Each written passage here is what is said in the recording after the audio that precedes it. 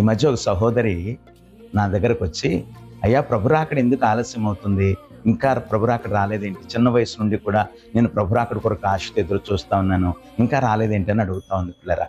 ఆమెకి ఏం సమాధానం చెబుదామని ఆలోచన చేస్తుండగా కొద్ది రోజులు అయిన తర్వాత ఆ కుటుంబంలో సమస్య వచ్చింది, ఒక గొడవ వచ్చింది పిల్లరా. ఆ గొడవ విషయంలో ఆమె చాలా వేదనకరమైనటువంటి పరిస్థితులకు వెళ్ళింది.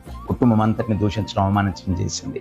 ఆ రోజు రాత్రి ఆమెతో మాట్లాడుతూ ఉండగా అడిగాను, అమ్మా ఈ రాత్రి ప్రభు వస్తే నువ్వు ప్రభురాజ్యానికి వెళ్ళటానికి ఎత్తబడతావా అని అడిగాను. అప్పుడు చాలా దుఃఖపడుతుంది. ఏం ఎత్తబడతానయ్యా, నా నోరు పాడైంది, మనసంతా పాడైంది, చాలా దోషణ మాటలు మాట్లాడేసిన వాళ్ళ కనుక నేను వెళ్ళలేను అంది. ప్రియదేవుని బిడ్డలారా, గమనించండి, దేవుని వాక్యంలో ఒక మాట ఉంది పిల్లరా.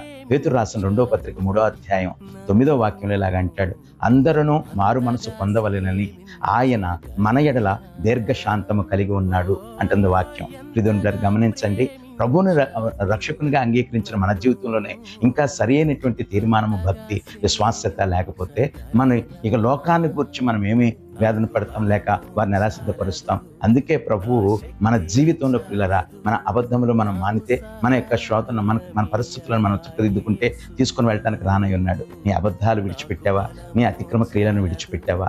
చూడండి, మన జీవితంలో ఉన్నటువంటి ఈ వ్యసనాలను మనం జయించగలిగామా, కోపతాపాలను జయించగలిగామా? అందుకే ఆయన ఇంకా దీర్ఘశాంతం కలిగి ఉన్నాడు. రక్షణ పొందిన మనకే ఇంకా పరిపూర్ణత రాకపోతే రక్షణ లేని వారి కొరకు ఇంకెంత ఆశతో ఎదురు చూడాలి. కనుక మనము సిద్ధపడదాం, అనేకులను సిద్ధపరుస్తూ ప్రభు రాజ్యాన్ని చేరదాం. ప్రభు మనల్ని దీవించును గాక.